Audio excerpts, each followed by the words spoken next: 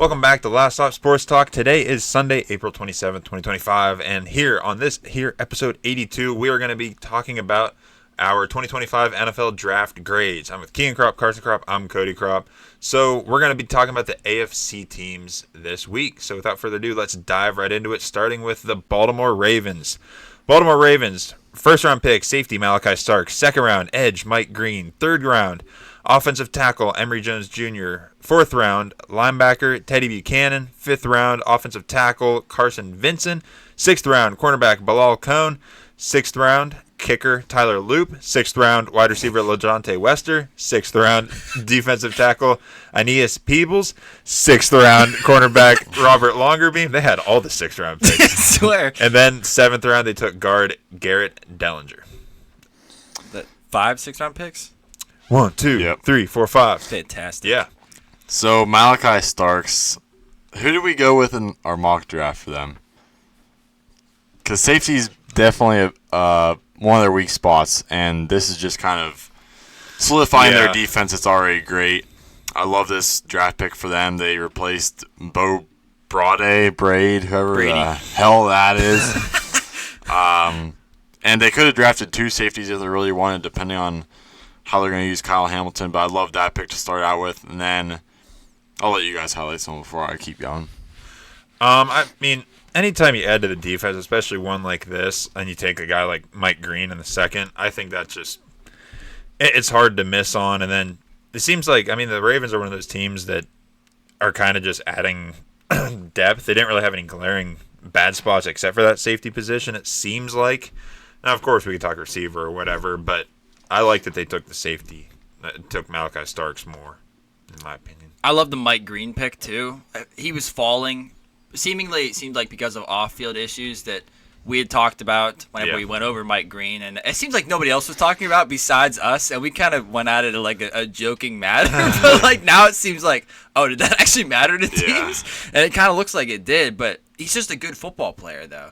He was legitimately a first-round pick. I would have drafted him like in the top of the first round if I had the chance. If we're talking strictly on-field, this guy's talented, and to get him at the back end of the second round is that's awesome. He's going to be a great player, and of course he went to the Ravens because they're a team that like seemingly every year just goes BPA, best player available, and it always works out for them. I was upset as a Steelers fan when I saw this because they pretty much got a top 15 pick at pick 59, so it's like you can't beat that value, and that's going to fills one of their weak positions as Kyle Van Noy was their leading edge rusher last year. So Yeah. For some of the other guys, Emory Jones Jr., I wasn't a fan of him. I think we talked about him briefly in the mock draft, especially in the third at 91 overall. He's 6'5", 315, 34.25-inch arms. To me, he's an offensive lineman who seems like he's lacking some athleticism despite his athletic build. He's slow to drop the anchor and battle back against bull rushers and pass pro, kind of slow as a lead blocker in the run game, can get stood up by stronger rushers who can get into his chest. I just wasn't impressed by him at all. Teddy Buchanan, he's a solid downhole crashing linebacker as a nice depth piece in case Trenton Simpson doesn't work out beside Roquan Smith. And I do like adding the cornerback depth there with Bilal Cohn and Longerbeam. And also, out of all the Colorado wide receivers, not counting Travis Hunter, I liked LaJohntay Wester the best. Obviously, I didn't have him ranked that high, but he was like right outside my top 20 out of the 41 wide receivers we watched. So like that's decently high praise. Yeah. But it's that Emory Jones Jr. pick that I just really didn't like. But I'll get us started with grades here. I gave him an A-. I mean, to get 2, as we said, like basically top 15 defensive players, maybe overall players in this class in the first 2 rounds is just killer, and I just can't like rank them that low after that because I know for a fact that Malachi Starks and Mike Green are going to be good players in this league for quite a lot of years, and the Ravens always do this. Now, are we going high school grading system or college? Like, is there such thing as an A+ or is A to max? No, A+. Yeah. Okay, I'm giving them an A then. Because, like I said before, they got 2 first-round picks with only 1 late first-round pick. And they just made this defense even scarier than it already was. Yeah, I give them a B+ for those same reasons. I liked it. Some of the I don't know. I really like those top 2 picks specifically, but I think solid B+. It's fair. All right, moving on to the Cincinnati Bengals. First round, they took edge Shamar Stewart. Second round, they took linebacker Demetrius Knight Jr. Third round, guard Dylan Fairchild. Fourth round, linebacker Barrett Carter. 5th round offensive tackle Jalen Rivers. 6th round running back Taj Brooks. I love what they're doing with this defense. Getting somebody that can make a difference. Now, I understand Shamar Stewart's a project, but when you have a defense this bad, you kind of have to take risks like that. You have to try to get someone in there that can develop into something, because right now they have Trey Hendrickson, and that's it. So maybe he can learn under Trey Hendrickson. He will be getting single teams, hopefully, opposite Trey Hendrickson. And then Demetrius Knight, just another guy that's a hard-hitting linebacker that can fill in back there with Jermaine Pratt, Logan Wilson, because neither of them are great, but they both know how to play. Yeah, I agree. I'm a pretty good fan of Shamar Stewart, so I like that pick in the 1st round. Yeah, just to shore up this defense, because we all talked about it. I mean, everyone talked about it. Their defense absolutely stunk, so they had to do something. I really like that they took the linebacker Barrett Carter. I was a pretty big fan of him coming out. He's a 3-down type backer that they can use, obviously, pretty much anywhere on the field. He's very athletic. He's agile, twitchy. He can blitz. He can spy. So he can pretty much do everything. Sometimes he struggles with maybe instinctive plays and diagnosing the play, but as far as the Bengals, who need someone to shore up that defense to play every single down, I think that was a very good pick for them in the 4th round there.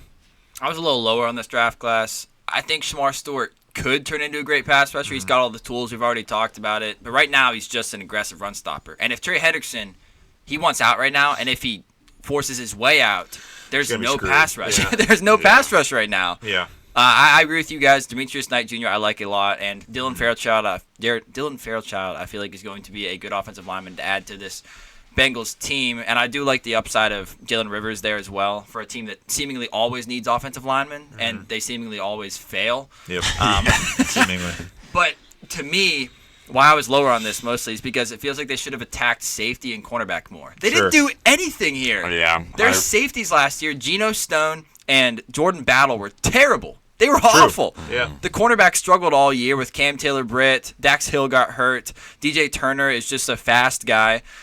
Right now, you're looking at the same secondary you had last year and just hoping it gets better. I mean, I know you're bringing in a new defensive coordinator, and Al Golden is his name. Yeah. But still, it's like you didn't address it at all. So I'm not a big Barrett Carter guy, but I don't think you need that second linebacker pick to add to Logan Wilson and Jermaine Pratt that you already have. Yeah. I get bringing in Demetrius Knight, but why are you bringing in a 4th linebacker? True. Whenever you need safety and corners so bad, I don't know. I was just confused. So overall, I gave them a B because I feel like they did bring in good potential in Shamar Stewart. I think Demetrius Knight and Dalen Fairchild are going to be good. But other than that, I was just confused more than anything, I guess. Yeah, that's right. That's where I'm at too. I gave them a B. Also, I am a Barrett Carter fan, like I said, and he's going to be good for them. I do agree with that safety help though. That would have been nice to see, maybe even instead of take a late guy, maybe instead of that offensive tackle, and because their defense before this past year, it was always their offense, their offensive line. Joe Burrow's getting absolutely killed.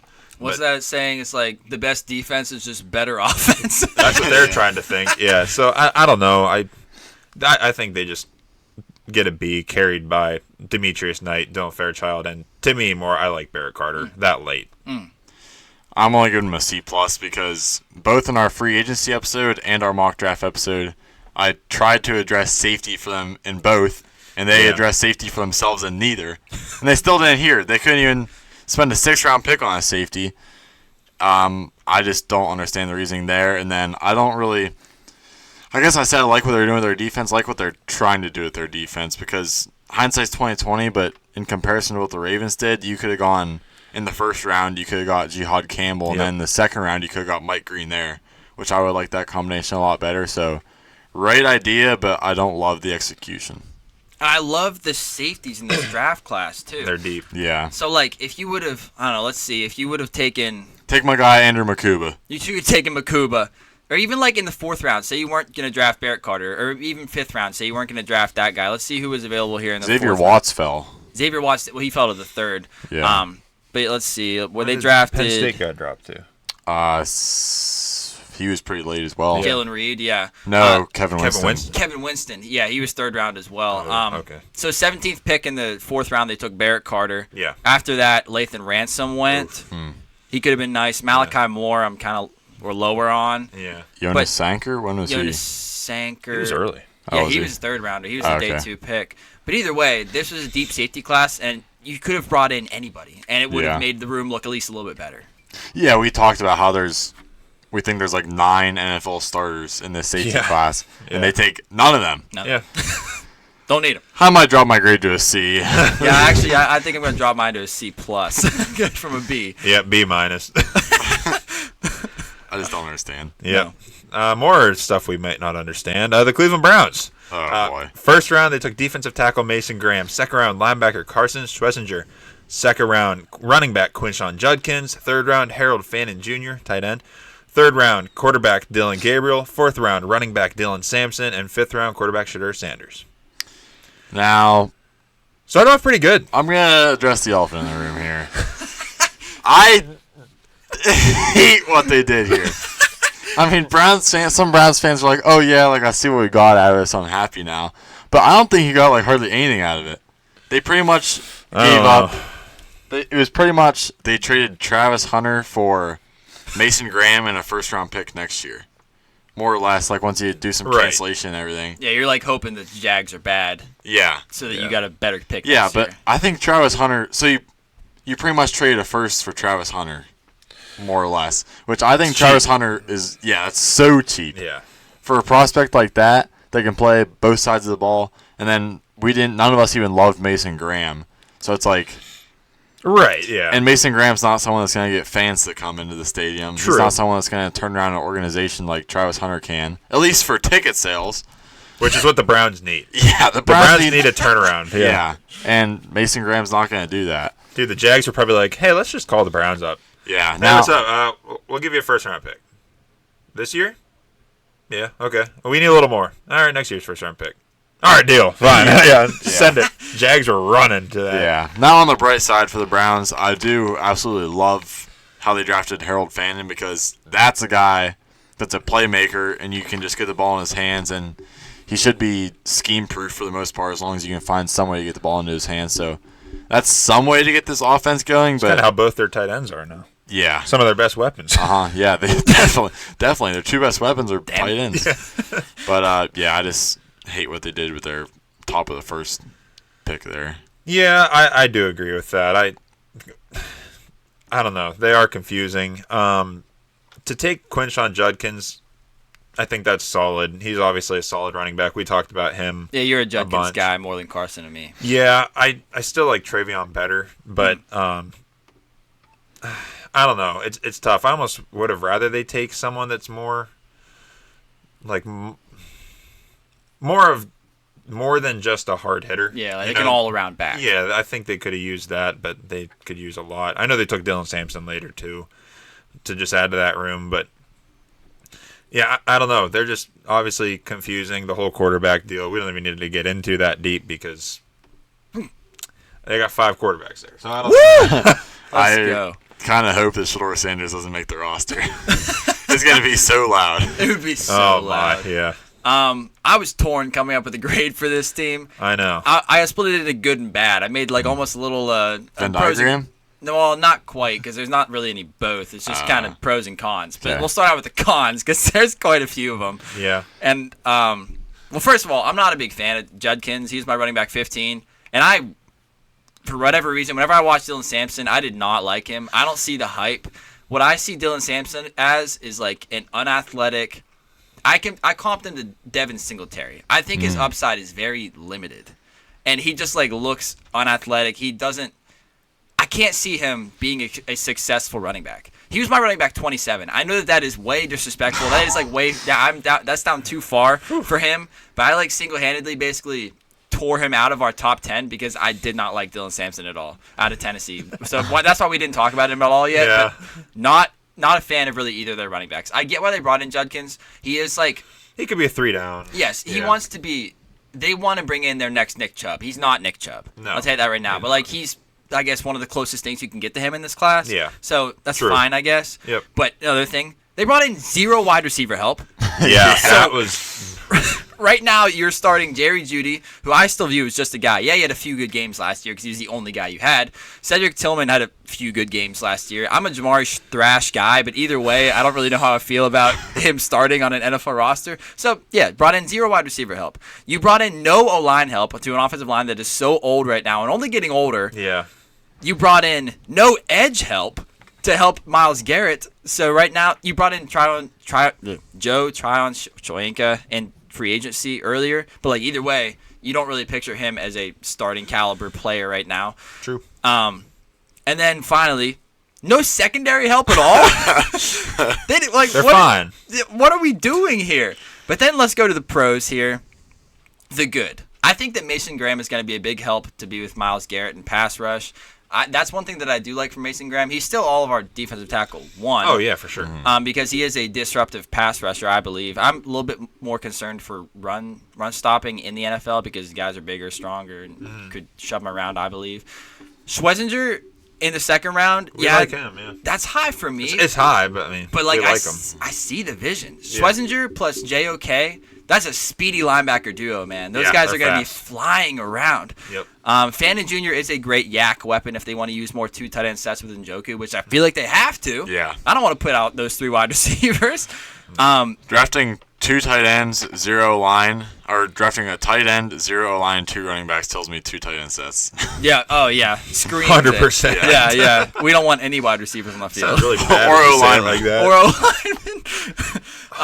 Gabriel is our consensus quarterback 1 in this class. Hell yeah. We feel pretty good about him and love that he got picked above Shedeur. And then finally, I put this in the good, but picking Shedeur at 144 overall, their 7th pick in this draft, and then drafting another quarterback before him, that should hopefully humble him and put him in his place. Now, I know that we're asking for a lot here. This is a cocky player, and that's one of the big reasons that people think that he failed his interviews. That's why he's dropping this far. Like, nobody wants a cocky prick backup quarterback who thinks that he's better than everybody else because his dad handed him everything his whole life. Sorry, that's the truth of the matter. I'm sorry. But Oh, my gosh. While we're talking about things we hate about this guy, Oh, God. why the hell did he get his jersey number retired? I know! That's the most disrespectful thing I've ever seen to a it's program. so stupid. Yeah. But I love that everybody was hating it on it as well. He leads the program to like a 12-11. He's like 12-11 as the start of this program. Didn't even make the playoffs. And it was like a quarterback of Colorado a bunch of years ago, like won the Heisman or whatever. Yeah. And they're like, he didn't get anything.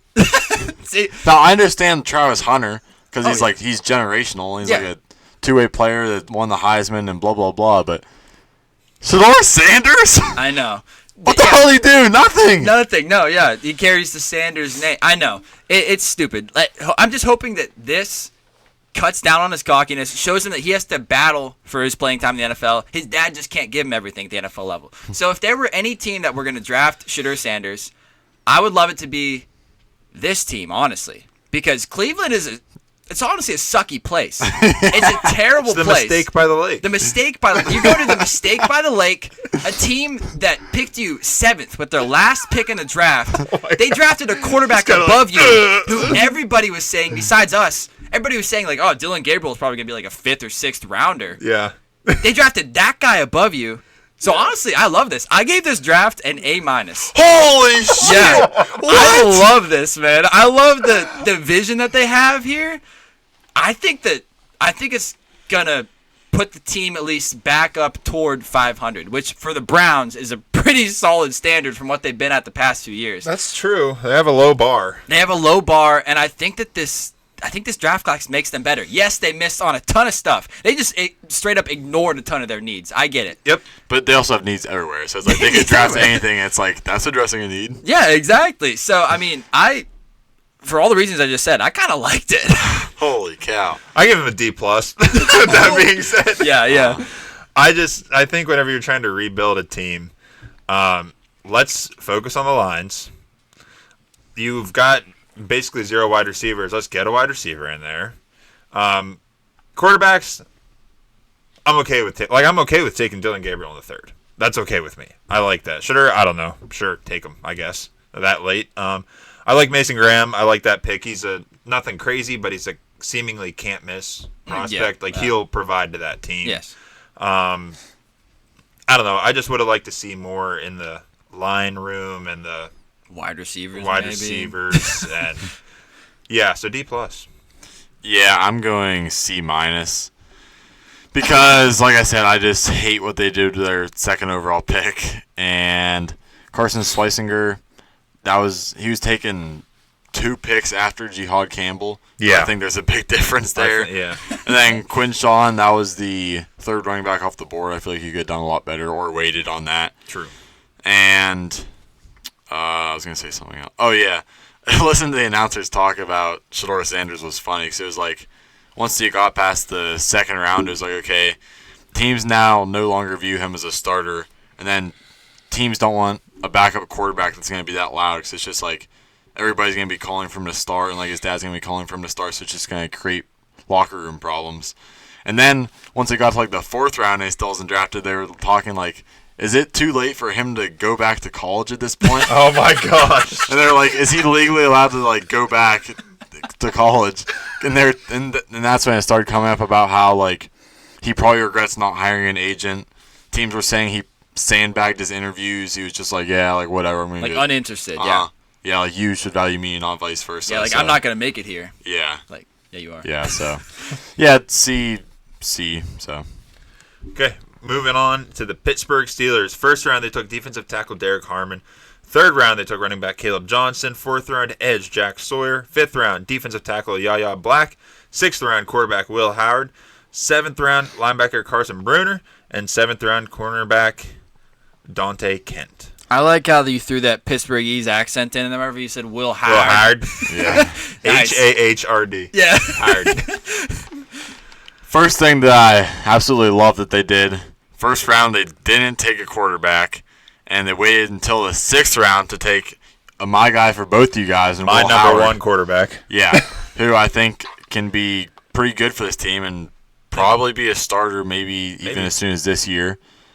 I like taking Derek Harmon to play alongside Cam Hayward because he's getting old, and Cody and I love Derek Harmon. And then I'll let Kian talk about the edge pick there. But overall, I like what they're trying to do here. I don't like their running back pick. I like how they drafted a running back, but none of us like Caleb Johnson. I don't think he was inside any of our top. I don't even know. Couldn't tell you. But we didn't like him. And to take him this soon in this deep of a running back class, you could have waited and got running backs we liked a lot more. He was my top. He was number 10 for me. And I I was think I had highest on him. 15 or 16. Kian was 14 on Caleb Johnson. Carson, you were 16. I was Yeah. 10. Not a fan. Yeah, I agree. Love the Derek Harmon pick. He's going to be awesome. He's a defensive tackle that can play anywhere on the line. So, he can play with Cam Hayward and either move into his spot or just play anywhere they need him to be. He's a big physical type defensive tackle. Also he just seems like an awesome guy. Unfortunately, a very sad situation for him. Man, that's brutal. Yeah, that's brutal. But a guy that is, he's easy to root for. He's just an awesome guy. So he'll fit in Pittsburgh very well. Running back pick, questionable. I don't hate the guy, but he's nothing. For a third-round pick, he's not going to light the world on fire. So, I would have rather either waited on that or took someone else there, but neither here nor there. Edge, I'll let Ken talk about edge. I love that pick. He's going to fit well, and I love them taking quarterback Will Howard in the 6th round to hopefully be the Steelers' future. And then in the 7th round, they took the linebacker and corner just to add some depth. That's always good. Can't hurt. Yeah, I think this team made good additions all around. Derek Harmon is good in both pass rush and run defense. I mean, honestly, he could be one of those guys that you comp to Cam Hayward, who does that too. I think it's great to have Cam Hayward still there, sticking around to mentor him for probably at least 1 year. I don't know how much longer Cam Hayward plays, but just a great guy for Derek Harmon to learn from and make him a better player. Sure. Caleb Johnson, as much as I don't really like him and think he was overrated in the pre-draft process, he is a perfect fit for this Arthur Smith offense. I was looking at this last. I feel like a lot of these picks, I am very either high on, a lot of these draft grades that I'm going to give you guys today, I'm either very high on or very low on. There's not really a whole lot of in between. Yeah. But Caleb Johnson is the perfect fit for this Arthur Smith offense. 225-pound speedy bruiser. My comp for him was an F1 race car. We didn't talk about it, but here's what I said. I said he glides around the field at high speeds, can turn with so much control without losing much speed at all, but he can get flipped if he runs into someone while he's turning so fast. Like an F1 So you're race saying car. he's a big bruiser, and he doesn't run with jeans on. No, he's got more speed. The 40-yard dash doesn't really show that, but I saw more speed from him on the film. Maybe it's because he's playing with a bunch of white guys at Iowa. That's probably why he looked faster. Yeah. But Caleb Johnson, I feel like, is a good. He's the bruiser type that the Steelers want, and he brings speed along with that. So I honestly like that fit. Jack Sawyer, I think, is just an all-around solid edge. He's my edge 5. But, again, not really a position of need. I mean, do the Steelers need another edge? I guess not. I don't really know what this is preparing for. Seems like we always draft an edge with, like, one of our mid-round picks. It always works. Yeah, it always works. I don't know if this is a sign that they're not going to give Alex Highsmith another contract. I know. Whenever that's up. I wouldn't hate that. That's Nick Herbig showed so much promise in his time in there. Yeah, honestly, it wouldn't make sense to pay Highsmith if Herbig is playing so well, and then you draft Jack Sawyer in the 4th round. I think that's probably what this is showing. I love getting Will Howard in the 6th. It feels like he legitimately has starting potential, and they got him in the 6th. That's awesome. Like, he doesn't just feel like a regular 6th round pick. I think he's legit. And then, they got a corner in the 7th round, but no cornerback help. You didn't add anything at the cornerback position. You lost Dante Jackson. You brought in Darius Slay. Darius Slay has already said he's going to retire after this year. But after that, it's like you got Beanie Bishop, who showed some promise last year, but he's just a nickel. You brought in Brandon Eccles, who right now is slotted as the nickel currently. After that, it's pretty rough. It's scarce, yeah. So you're gonna have to draft a corner likely in the first 4 rounds next year because you didn't do anything to it this year. So overall, though, I gave it an A- again. There you go. I like this. I like what they did here. I think they made good additions all around. Did they always add at positions of need? Not necessarily, but I feel like the fits that they brought in were just really, really good. I agree, and I'm glad I'm not going to sound like a homer, but I gave him a B+. Just because, I'm glad you explained that running back pick because that makes me feel a little bit better, I guess. That does kind of make sense for Arthur Smith. So just a solid B+. Could be a little bit better, but overall, to me, what carried that was Derek Harmon, Jack Sawyer, and Will Howard, obviously. Love it.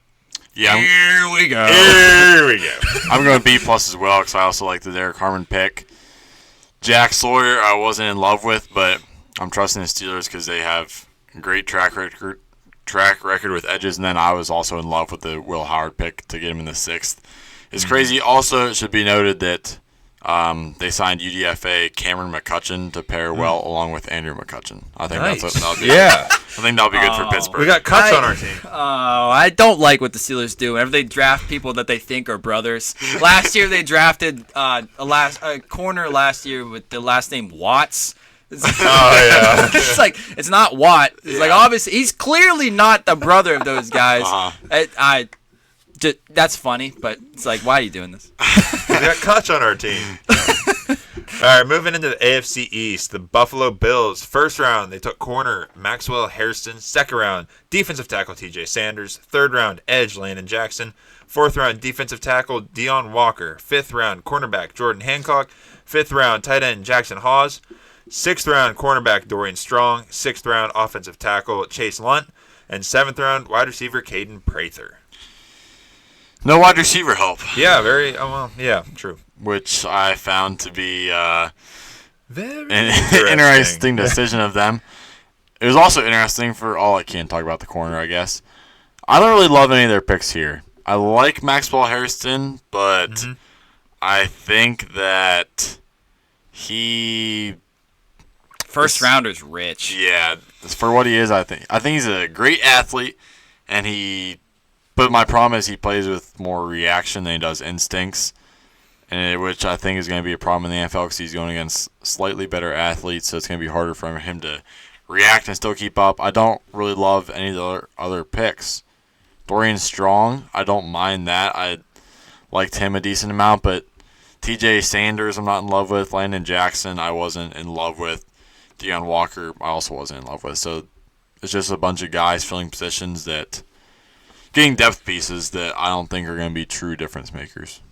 Yeah, I could see that. I'm guessing the corner with Maxwell Hairston, that pick in the first round is probably one. Like, they're so late in the first round that they're like, let's just pick him now, even though it may be early, because we see potential in this guy, and like, let's get the 5th-year option. Speed, baby. For this guy. Speed. Yeah, speed. Speed in the NFL wins. So, I do like Maxwell Hairston. I don't think it could hurt that team by any means, but yeah, as far as everything else, I was a little higher on Landon Jackson than I think at least you, Carson. But oh, you're definitely way higher than me. Okay, yeah, I'm way higher than you. I had him at my 8, so I don't hate that pick at all. I think he should be solid for that team. But yeah, them just adding to the defensive side primarily, I think, is probably a good idea. Now, would I have loved to see wide receiver somewhere?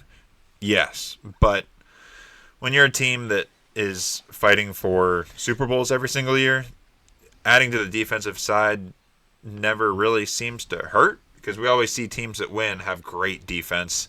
But yeah, nothing that really bounces off the page for the Bills here.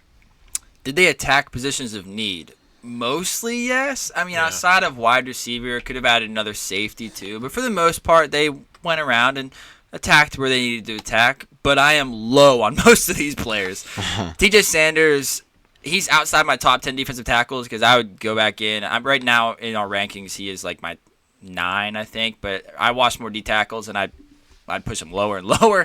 Landon Jackson is my edge 17. Wasn't impressed with him. Deion Walker is one of the worst defensive tackles I watched in this class. I was not impressed by him at all. Dorian Strong is my cornerback 14. I like how they attacked cornerback and D tackle, which is some of their biggest positions of need with multiple picks. And I do think that Harrison could be a solid cornerback 2 on this team. That's kind of how I see him. His ceiling. I think that he's a cornerback 2. He's not a cornerback 1. And I think that Jordan Hancock is a solid and long slot corner that I think is going to work decently for them. But that's really it for positives for me. Most of it is just players that I do not like. I just straight up don't like. And I think that they could have added the wide receiver, just like you guys said. And you're running back with DeMar Hamlin, who is a feel-good story. But at the end of the day, he's not a great safety. And you just kind of hoping you feel okay with that for another year. And it feels like Josh Allen is getting that treatment where it's like, well, you're good enough that the Aaron Rodgers treatment. You're good enough. We're not going to draft a wide receiver for you early. And Josh Allen's like, what the hell? Yeah. True. So I gave this class a D. I wasn't a fan. I just gave them a mid-level C, because I see what they're trying to do, and they're trying to get better. And we may not like the guys, but I specifically like the Bills, like upper management. Like, I think Brandon Beane, the GM, is very smart and has a pretty decent track record overall, and seemingly knows what he's doing. So yeah, I just gave them a C, right in the middle.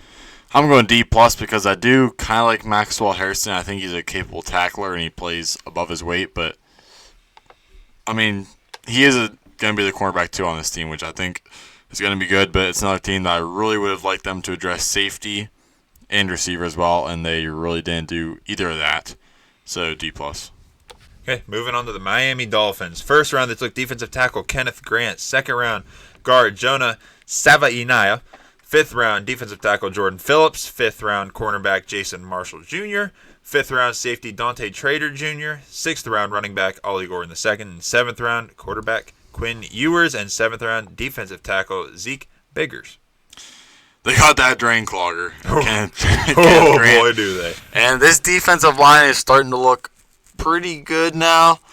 They got Kenneth Grant, Zach Zeeler, Jordan Phillips, or whatever that's worth, Benito Jones, Jalen Phillips. That, I think, is going to be good enough to somewhat stop the run now, because they couldn't really do that last year. And then for the rest of these picks, I think Quinn Ewers is a pretty good pick to get him in the 7th round, considering the concerns with Tua's health. I think that should Tua get injured, unfortunately, Quinn Ewers is capable to come in and operate in the offense good enough until hopefully Tua can get back. Did you see how many mounts Quinn Ewers had on his wall? No, I didn't see. What? Go look up Quinn Ewers' Quinn Ewers. Draft room or something? Yeah, draft room. He looked like a Bass Pro Shops. It's absolutely crazy. Holy crap! Oh my gosh. He's just surrounded by mounts and mounts. That's awesome. That's like this. This guy's sitting in Cabela's. Yeah. That's awesome. It's like that's a Texas quarterback. I right love it. there. Yeah, I freaking love it. I saw that, and somebody said that it was, or it was in shoot, That's impressive.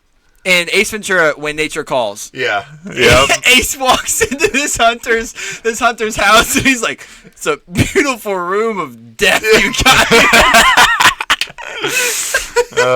got." That's awesome. Oh my goodness. I was like, "Wow, that's a Texas quarterback." It is. Yeah. That's funny. Yeah, for the Dolphins, I do like that Kenneth Grant first pick. That will help their defensive line quite a bit, which I do like, and Jordan Phillips. Also, as far as adding Jonah Savaiinaea to their offensive line, that definitely, I think, was one place of need on their team for sure. And yeah, then taking Quinn Ewers, I was a big fan of Quinn Ewers, so I think that's a great pick in the 7th round for them. Yeah, so I think overall it's some pretty solid picks that should go towards, I mean, they don't really need any flashy picks right now because, like, for running back, they took Ollie Gordon, but, like, they still got Devon Achane there. They still have Tyreek Hill for the meantime. Still have Jalen Waddle. They have Malik Washington. And so, like, they have some guys there. So to just focus more on the defensive side and the lines, I think that's a good move by the Dolphins. Yeah, I love, in all caps, love Kenneth Grant, fat guy with juice. Oh, yeah. And honestly, I really like Jordan Phillips, too. He's one of the guys that I went back and watched. He's 6'2", 312, 31.5-inch arms. He's a powerful and aggressive menace in the middle versus the run who keeps his pad level low and explodes up into offensive linemen. I really think that they slammed the ball out of the park here for the interior defensive lineman that they brought in. Savaiinaea should be a nice big offensive lineman with inside-outside versatility. I'm personally way higher on Ollie Gordon than consensus. He's my running back 8. Oh, geez. Wow. And so that's pretty high praise for Ollie Gordon. Now, do they really need him? Not too much. Yeah. But he brings a big back that they just don't have right now with them just having Devon Achane and Jalen Wright. So maybe he's a goal line guy in certain occasions whenever they need him. But as far as just getting a cornerback, Jason Marshall Jr., and a safety, Dante Trader Jr. in the 5th round, what kind of secondary help is that? There's big rumors right now of them trying to actively trade Jalen Ramsey. And if they do that, they're left with Kader Kohu, who is a solid slot corner. Storm Duck, I always bring up. Storm Duck is going to be your starting corner. Artie Burns, remember that guy? Oh, yeah. He's on the team. Cam Smith, and then Jason Marshall Jr. is going to be who you're left with at cornerback. Ethan Bonner. Huh? Ethan Bonner. Ethan Bonner, that's true. He's the guy. Yeah, he's the guy that Tyreek Hill said is the fastest on the team. Yeah. That's awesome. That's high praise. Yeah. But either way, you don't feel good about that for a cornerback room if you have to get rid of Jalen Ramsey. And then you're still starting Ifeatu Melifonwu and Ashton Davis at safety. This was a big need that we addressed in the mock draft, but they didn't at all. They didn't listen to us. Nope. Right. But your secondary is looking bad. Even if you keep Jalen Ramsey, it still looks bad. So just the fact that they ignored that basically altogether and didn't bring in anybody big to help out with that, I gave this a C. I love what they did for the defensive interior, but as far as just like ignoring the rest of the defense, you still have a whole heaping pile of mid at linebacker. And the secondary's terrible. Yeah, we addressed a corner in the 1st round of our mock draft. Jahdae Barron. Yeah, right off the jump. Yeah, so as much as I wasn't as high on fat guy with juice as you guys were, or at least you, Kean. But he is very good. So he's solid. But yeah, you explained it very well about they took some solid guys here, but they're still glaringly like obvious places of need. So B-. I also should note that I like 2 of their UDFA signings in Andrew Armstrong and Theo Weiss Jr. They were my wide receivers 18 and 17 respectively. And I think that both of them can play a role if they need to, should injuries occur. But I'm just giving them a B- because I like the Kenneth Grant pick. And then they really didn't have any other high-end draft picks. They had a second-rounder for the guard that they took. But other than that, they could have done more with their picks because we like some safeties there. But I also like the Quinn Ewers pick just as insurance, so just B-. Yeah. Moving on to the New England Patriots. First round, they took offensive tackle Will Campbell. Second round, running back Travion Henderson. Third round, wide receiver Kyle Williams. Third round, center Jared Wilson. Fourth round, safety Craig Woodson. Fourth round, defensive tackle Joshua Farmer. Fifth round, edge Braden Swinson. Sixth round, kicker Andres Borregales. Seventh round, offensive tackle Marcus Bryant. Seventh round, Julian Ashby. And seventh round, Kobe Minor. I really like this draft class from the Patriots. Now, I didn't watch offensive linemen like Kian did, but I've heard great things about Will Campbell. And after that draft interview, I don't know how you can't not like the guy. So I love that pick to try to protect Drake May. Travion Henderson, he was my RB2 and Cody's RB2 and Kian's RB3. And I think that's a great pick to get him as the fourth running back off the board in the second round. I think that's a steal. I was also really high on Kyle Williams. I almost had him as my guy, and then he was up at my wide receiver 10. I think that he's better suited for the slot, though, and Demario Douglas is already there. So I don't know if they're going to try to put him outside or if they're just going to let it ride with Mac Hollins. I think they're going to put him outside. Try it. Yeah. And then, for those top three picks, I just love them. And then I'll just highlight Braden Swinson as well. I was higher on him than most of us. I think that he's a great speed rusher, and he can kind of play on-ball, off-ball combination for them if he needs to. I had him up at my edge 12. This was a team that... Kian had him up at 7. I had him at 12. Yeah. Okay. This was a team that is still in they did a lot during the offseason, as we all remember, but it's still a team that's like, we pretty much have a need everywhere. So let's just go out. We can pretty much do no wrong. So, offensive tackle Will Campbell. I love that they took him. Let's go to the line. That's Mike Vrabel football. Let's get some line guys in there. Running back Travion Henderson, I think that's huge for them because they haven't had a playmaking running back like this in quite some time. So this will be huge for their offense to go along with Drake May. So I love that pick there in the early second, sorry. And then Kyle Williams, you guys do really like him a lot. But then again, to take another center, then to take a safety and defense. So they just addressed a lot in this draft, and I like what they're at least trying to do. And just a whole bunch of, I think, should be solid picks under good coaching for the Patriots. Yeah, I also really love this draft. Will Campbell, I think, lacks the movement ability to be a good NFL tackle. But if anybody could make it work, I'd want to bet on this guy. I mean, good dude, passionate about the game, his team, his city, passionate about all that stuff. You talked about the post whenever after he was drafted, the interview. It was very touching. He was in tears. His nose was running a little bit. It kind of got a little bit gross, but kind of got a little bit gross. He said he was ready to die for this team, and hasn't even played a snap for him yet. But just a good dude I've seen clips of his interviews too. Just like people asking him about the game, like at the combine and stuff. Dude knows the game, and he has that dog in him. So if I would bet on anybody who lacks the athleticism to make it work at tackle, I would want to bet on Will Campbell. So I don't hate that pick at all. Travion Henderson is going to be an awesome compliment to Ramondre, and hopefully Travion is the RB1. I hope that he gets like the first touches, and he gets the bulk of the touches. Obviously, he can't get them all with just his small size and just injury history and stuff. Kyle Williams is so underrated. He's a top 10 wide receiver in this class, I believe. Jared Wilson, his movement skills make me really excited. He's the guy who ran a 4.84 at over 300 pounds. Crazy. Woodson is another guy who adds some speediness to the safety or slot corner depth. Joshua Farmer adds nice depth as a pass rushing defensive tackle with 35-inch arms. And then finally, Braden Swinson is another just very underrated player in this class, in my opinion. Good hand usage, pass rush creativity, my edge 7, as Carson said. I'm very high on Braden Swinson. So just well done, Vrabel. I gave this class overall an A.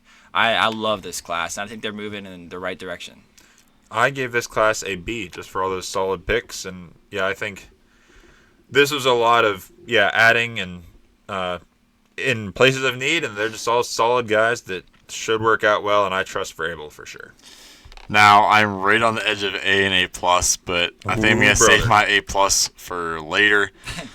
Yep. And, I'm going to give it an A because I also think that Travion Henderson's going to absolutely just eat in this role. Patriots running backs last year showed that they can be good whenever either Ramonde's not fumbling. And when Antonio Gibson was given touches, he was kind of going off at times. And then, Kyle Williams, Braden Swinson, love it. A. Moving on to the New York Jets. First round, they took offensive tackle Armand Membu. Second round, tight end Mason Taylor. Third round, cornerback Azarie Smith. Fourth round, wide receiver Third round, cornerback Azarie Thomas. Fourth round, wide receiver Arian Smith. Fourth round, safety Malachi Moore. Fifth round, linebacker Francisco Mauigoa. And fifth round, edge Tyler Barron. Okay, I really like these first two picks because they needed tackle and tight end. Yep. They addressed them both, and I think that doing it in this order with these picks is the best way to do it. Azarie Thomas, was Trey Amos still on the board here? Yeah. Was this? Okay, yeah, I thought so. No. Wait, No? third round? No, Trey Amos went end of second to the Commanders. Okay. And I don't hate that pick, but one pick that I do hate. Arian Smith in the fourth round. This guy is a 100-meter dash runner, not a wide receiver. He's incredibly fast in a straight line, but I don't know how that's going to play into this offense. You already have Tyler Johnson there. And then you have Josh Reynolds, Alan Lazard that you're trying to fill a role. You need a receiver, not a track star. Yeah. But Mason Taylor, I love that pick to circle back to the front.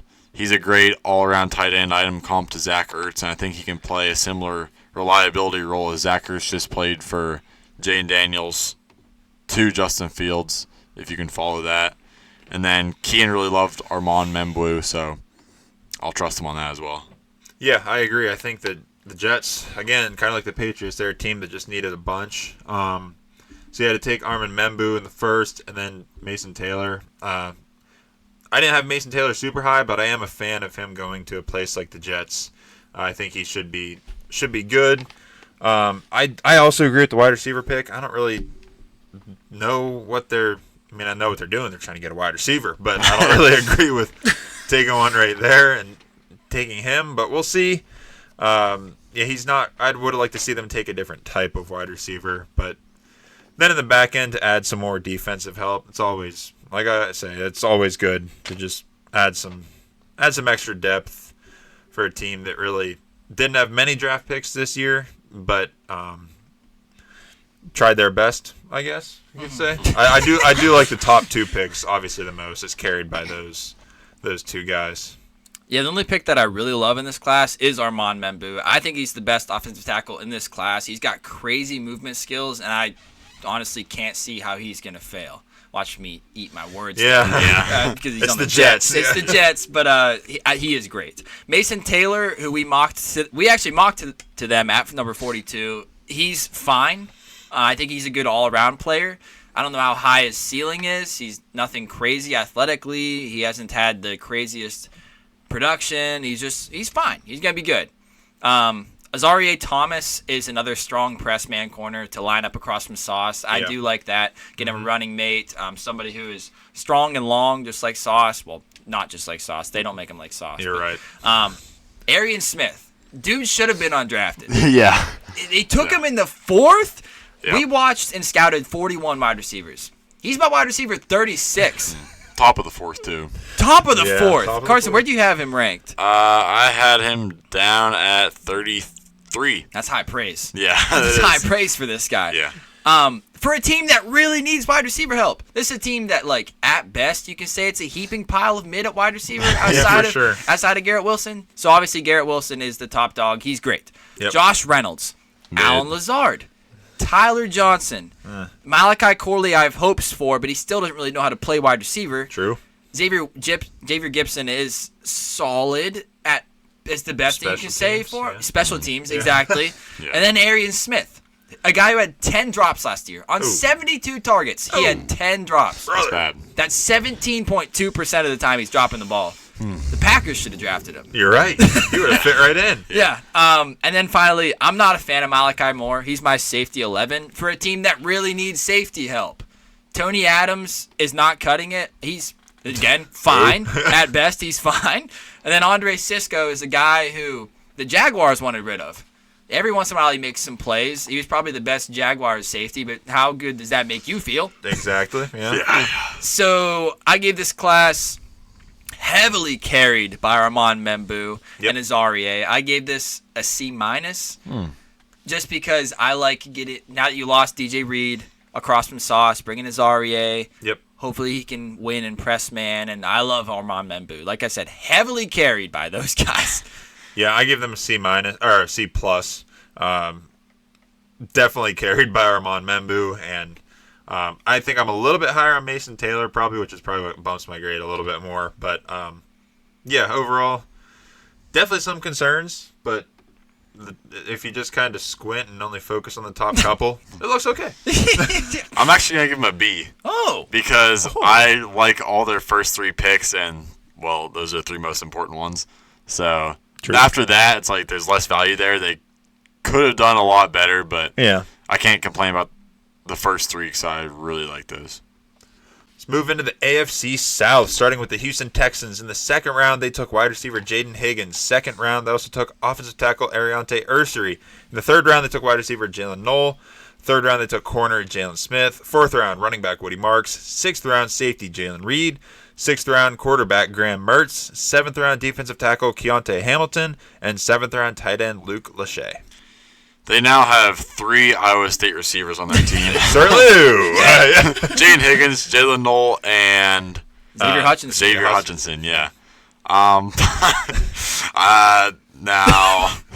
Iowa State's not not you, right? Yeah. Now, Iowa State is no Ohio State or LSU. But, hey, to each their own. I like Jalen Knoll this late in the draft. I think he's a bigger, stronger Christian Kirk. He's definitely very fast, and he's great up the seam. Kian is in love with Jaden Higgins, but I hate this pick because you could comp him to Nico Collins. Yeah, he is, yeah. True. So you're going to have, like, it's going to be a mirror if they're on opposite sides. Tank Dell's injured, so you bring in another Nico Collins. Also, for the comps, I just comped Jalen Knoll and Christian Kirk. You just brought in Christian Kirk as well. Yeah, decoys. This guy loves twins in the receiver room. If they run 4 receiver sets, it's like they have two sets of 2 out there. The offensive coordinator that just came from the Rams. Nick Caley just came from the Rams. Sean McVay loves decoys. Oh, my it God. makes so much sense. There might actually be some truth to this. We need to look into this. We should interview him. I'll call him. Why do you guys like players who look like you're good players? Yeah. Anyways, I like the receivers, but I don't like the situation and the other receivers in the room with them. Woody Marks, I actually do like that pick. If he can spell Joe Mixon some on third downs or something, I think he's pretty darn fast. Just once he gets touched, he's probably going down. Graham Mertz, I also like that pick a lot because I wanted to put him pretty high on my quarterback rankings. I just couldn't because he was injured most of this year, so he didn't have a lot of film on him. But I think he can learn well under C.J. Stroud. Hopefully bump Davis Mills down a spot. Oh, Dougie Mills, what? All-time neck? Yeah, I don't like Jalen Reed. Thought I would. I don't. For a team that could use some safety help. Oh, never mind. They brought in C.J. GJ, so that's fine. Yeah. Mm-hmm. And then they drafted Luke Locke, which... Lachey, sorry, yeah.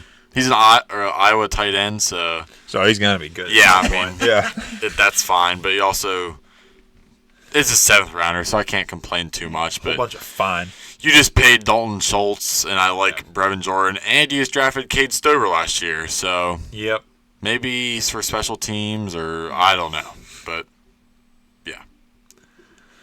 Yeah, I agree. I'm right in the middle of between you guys for like my Jaden Higgins rankings.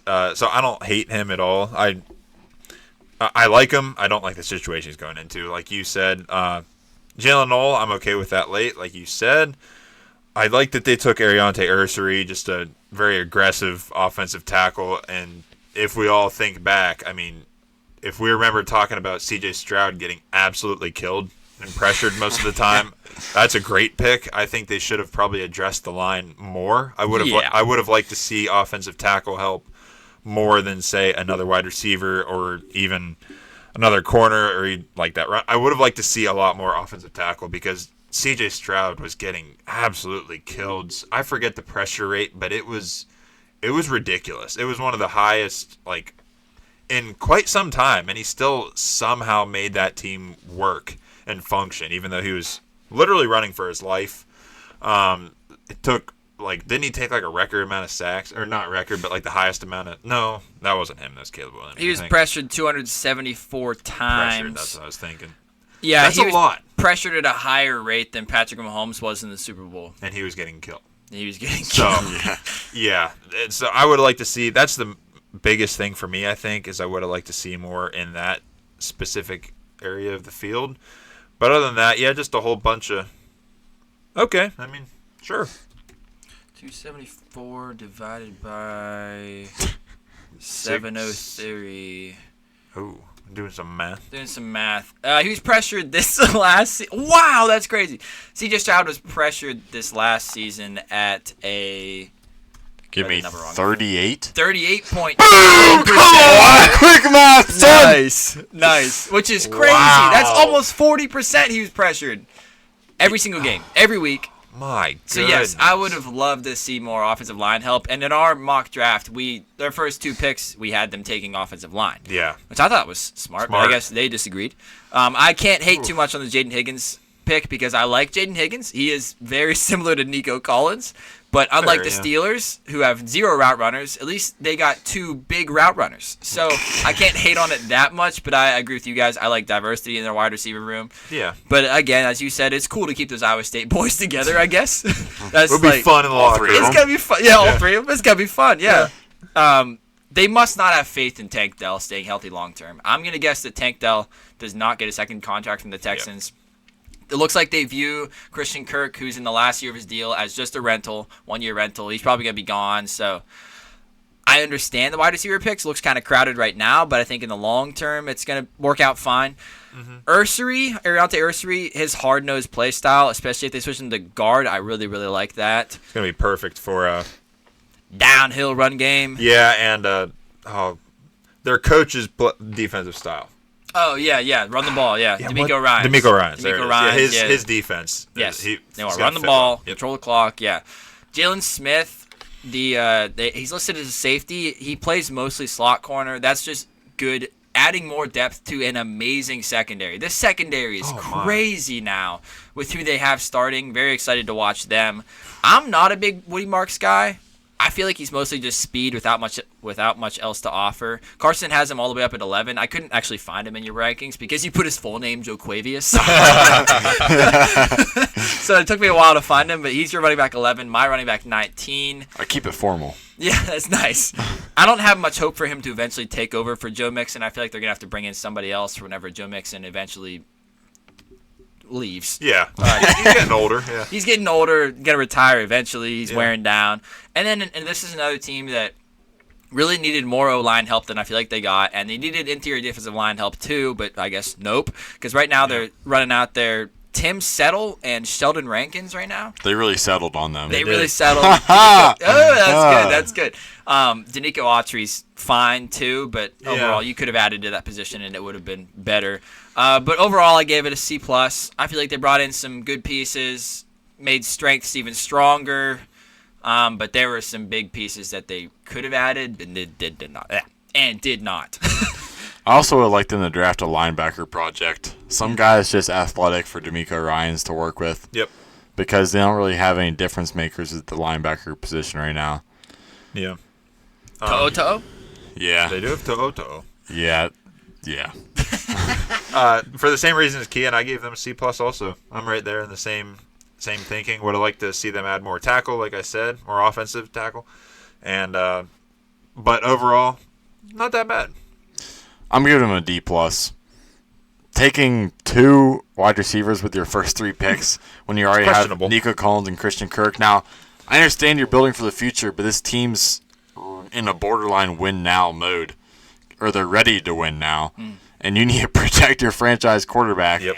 Taking 1 offensive lineman in the first 3, I think you should have spent another one on offensive lineman there. You obviously hate friendship, brotherhood. I do. Come on. Rebates. Camaraderie, hate it. Teamwork, heard of it? Hate it. Okay. It would be different if you had Brock Purdy, but... Oh, true. Oh, that would have been Breece Hall, too? Oh. No, I mean, they could have... he would have been awesome. He was They could have got the all-Iowa State team. Yeah. That'd be an awesome team. Any relevant tight ends? Not that I can think of off the top of my head. I mean, maybe you can just go to Iowa, the rival. Right, yeah. I feel like that'd be some blood in the locker room. Yeah, probably. Okay, let's move to the Indianapolis Colts. In the first round, they took tight end Tyler Warren. In the second round, they took edge JT Tuimoloau. Third round, they took cornerback Justin Wally. Fourth round, offensive tackle Jalen Travis. Fifth round, running back DJ Giddens. Sixth round, quarterback Riley Leonard. Sixth round, defensive tackle Tim Smith. And round 7, safety Hunter Wooler. Okay, so first and foremost, this is unfortunate for DJ Giddens because he's stuck behind Jonathan Taylor and they just brought in Khalil Herbert. I wish, hopefully, well, I'm not going to pray on Jonathan Taylor's downfall, but should he get injured, I think DJ Giddens has an opportunity to light it up. Riley Leonard, I laughed when I saw this pick because I comped him to Daniel Jones. And Daniel Jones is there now. There. And they're both behind Anthony Richardson, who all of them are probably better with their bottom legs than their top legs, as Kian says. Very true. So I guess they're just really adhering to that concept. And then Tyler Warren, this is like one of the landing spots that actually happened as people expected. Yep. They need a tight end real bad, and hopefully he can provide a reliable target and a run blocking asset for them, and I think he will. So I love Tyler Warren going here. Keeping the same colors, too. Yeah. Yeah, I love the Tyler Warren pick. It just fits so well. I also like the JT Tuimoloau pick. They're to an already solid defense, like we talked about. Should be the absolute best defense in the league. And then to add an edge player like this to maybe shore up any slight little weak spots, I think it's great. I hope DJ Giddens gets a chance, but I'm excited to at least see him play. He's a very good back to be able to spell. Jonathan Taylor. He's a very good back to spell him, and they added the offensive tackle and a corner. So I don't know. I think it's overall some pretty decent picks. I just love Tyler Warren the most. It just fits so well and should be pretty electric to that team. And I am a big Riley Leonard fan, but he is very similar to Daniel Jones, and so we'll see what happens. I'm excited to watch that quarterback competition play out. The toilets. Yeah. The toilets swinging. Add another one. Add 3 now. Yep. Absolute steal right off the top to get Tyler Warren at 14. Perfect combo of need and amazing value. That was fell right into their laps. Second tight end off the board. Yeah, he's going to be great for them. I have no doubts about that. Yep. I am not a Tuimoloau guy. He's my edge 16. To me, he feels more like a big run stopper right now than a pass rusher. I feel like he could learn to do that, which, they could use that because I feel like Latu is basically the opposite of that. Yeah. Better pass rusher than run stopper. But Justin Wally, he was a cornerback that I didn't even watch. That's just a straight-up reach. Because I went back and watched him, and I'm like, this guy is not a third-round pick. Should not be a third-round pick. Jalen Travis is a developmental offensive tackle. Has all the tools, just hasn't put it together yet. I love DJ Giddens, obviously. Yeah. Has Jonathan Taylor insurance. I'm not worried about Khalil Herbert. That guy's just a rental at this point in his career. Riley Leonard I think that he is just like Daniel Jones in the way that he passes, but the way that he runs is basically white Anthony Richardson, lowers the head so much. Yeah. Anthony Richardson wouldn't get to the point of throwing up on the sidelines. You're right. But as far as he would. I'm out. I'm a candidate. I'm tired. Tired, coach. But as far as no care at all for his shoulders that he has to throw with. He's gonna jam them into 300-pounders just like Anthony Richardson. Yep. It feels like a team that already had a talented enough roster to draft BPA like Ravens, Eagles do after taking Tyler Warren. But in my opinion, it feels like there were just some reaches according to like my ranks and my scouting, and I didn't like that. So overall, I gave them heavily carried by Tyler Warren to get them up even this high. I gave him a D+. I didn't like Tuimoloau. I didn't like Justin Wally. Jalen Travis has a ways to go. Riley Leonard, I don't see him working out as a quarterback in the NFL because he can't throw. And DJ Giddens I love DJ Giddens, but it looks like right now they're not going to use him because they just paid Jonathan Taylor the bag. True. They did. Yeah, mine's probably mostly carried by Tyler Warren too. I'm not a huge fan of Tuimoloau either, but being that their defense around him is already so good, they aren't going to rely on him to be outstanding. Now, could they have taken someone else that I liked better? Yeah, for sure. There were a lot of guys that we liked better than him. 45 overall, yeah. Yeah. They could have taken Mike Green. That would have been crazy. That would have been awesome. Oh, wow, yeah. So that is questionable, but they just added some depth, I think, where it mattered. So I gave them a C-. Nothing special, but I love the Tyler Warren pick, and I do like DJ Giddens to be behind Jonathan Taylor.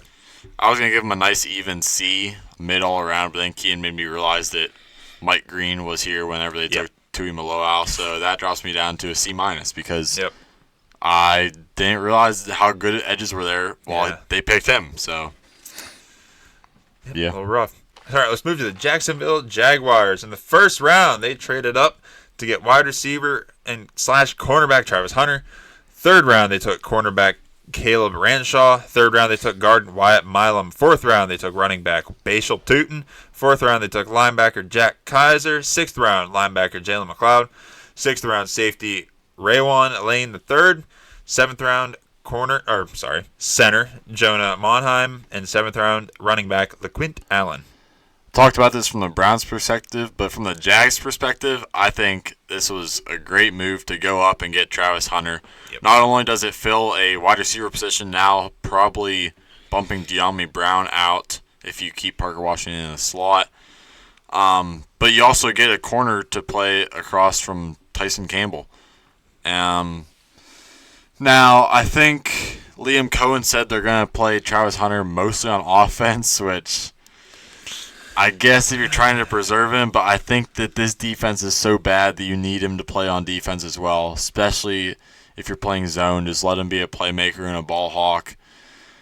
But I think he's going to provide great spark to this offense on both sides of the ball, and hopefully they can get back to at least 500 this year so that their first round pick next year isn't top of the first. Yep. I do like the move to.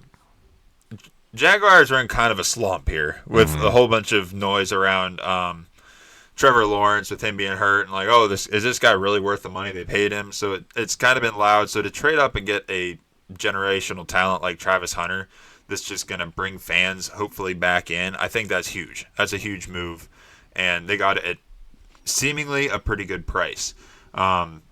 So to bring him in, I think that's awesome. To bring a corner in, I think that's great. And then they brought in a couple linebackers. So their linebacker room is sketchy and crowded, I guess. So maybe not sketchy. I didn't hate their linebacker room enough to really maybe understand the two linebacker picks, except for depth-wise. I guess I could see that. Bashal Tootin, Kean's guy. I don't know. I mean, I'll let you talk about him because I'm curious what you think about him going here. But then to bring in another solid guard in in Wyatt Milam, I think that's okay. Like, I'm okay with them taking that early to add some extra depth to that pretty decent line that they have with Patrick McCarry, Robert Hainsey, Ezra Cleveland, Walker Little, and Anton Harrison right now starting. I think that's pretty good to bring him in. Yeah, so just bring in some depth there because behind them, kind of rough. So overall, I think pretty solid for a team that seemingly could use a lot to turn this franchise around. Not that it needs completely turned around, but it is in kind of a little dip right now. So I don't hate it. I think it's pretty solid. Yeah, for a team that sold the house to go get Travis Hunter, if they want to try playing him on offense and defense, I don't think he's as good on offense as he is defense, but I mean, sure, why not? You took that big swing to go get him, so have fun with him. Yeah, why not? If it doesn't work out, just throw him on defense like I think you should. True. Milam, I do believe, is going to make a nice interior offensive lineman in the league. I love both Bashal Tuten, my running back 6, and a my guy for me, and LaQuint Allen, almost a my guy for me, my running back 9, which is very high praise compared to consensus. But it's sad for Tank Bigsby because I like him too. True, so now it's just a very crowded backfield where everybody's going to suck. And it's looking like this means that I'm going to guess Trevor Etienne is not going to get re-signed. Travis. Damn it. Travis Etienne's not going to get re-signed. Tank Bigsby, there's a good chance that he doesn't get re-signed either whenever his contract is up. Yeah. And they just keep this as bring in a new guy every year. Yeah. Yep. Kyle Shanahan style. We're not going to pay anybody unless you're Christian McCaffrey. And none of these guys are Christian McCaffrey. This is Travis's last year and Tank's last year, right? No, Tank is 1 year younger. I mean, last year on the contract? No, because they didn't pick up Travis's. They didn't pick up his 5th-year option. Travis was drafted in 2021. Tank was drafted in Tank was drafted in 2023. That was only his 2nd year last year. This will be Tank's 3rd year. Yeah, so this is his last year under contract. No, rookie contract for 4 years. Oh, okay. Yeah. This is Travis's last year, though. I'm pretty sure they didn't pick up his 5th-year option. That would have been stupid. So. Okay. But he'll be gone, so I guess that'll be a little bit clearer. But for the moment, it's very crowded. They took linebackers whenever they don't really need them. I think that Devin Lloyd and Foye Oluokun are fine. That's just kind of tackle machines. So I didn't really see the need for those 2 linebackers there. Not that they're great anyways. And this is a team that needs safety help, but they didn't address it until late. Caleb Ransaw could play free safety too, but they announced him as a cornerback. And I don't I hear Millie meowing over there. I was going to say, like, I hear this team must have drafted some bums because I don't hear dogs barking this time. Cats meow. Must be a bunch of pussies. But yeah, the safeties for this season looking bad. Eric Murray and Darnell Savage as your starting safeties does not inspire a whole lot of confidence. No confidence at all. They also could have used some D-tackle help as well. Right now they're starting Mason Smith from last year and Devon Hamilton, and then Eric Armstead is the mainstay right there. But as of right now, it doesn't look great. So overall, I gave this a C+. C+, yeah. I like some of the players they brought in, and I like taking the swing to kind of bring some, like you said, they need to bring some kind of spark back to Jacksonville because they had one good year where they won one playoff game against the Chargers. No, was it in the playoffs or was that? Yeah, that was wild card round. Yeah, because that comeback game? Yeah, it was like from 28 points down, or it was something crazy. Yeah. It was the Colts, wasn't it? No, I think it was the Chargers because the Chargers chargered in that game. Oh, yeah. They lost it. Okay, I was going to say because the Jaguars always beat the Colts because it's divisional. And okay. Yeah, but too. Yeah, it was Chargers. But since then, it's like everybody's kind of – a lot of people have just kind of been like, okay, they'll get back to the playoffs, and then like they wildly underperform. So they need some kind of big move like Travis Hunter. So I don't hate it at all. So C+. Yep, I'm right there with you. C+, carried by that Travis Hunter pick probably because everyone else is fine. I see what they're trying to do, but don't feel it's absolutely necessary. So yeah, C+. B- because I really love the Travis Hunter move there, and I'm trusting Keenan's judgment on Wyatt Milam.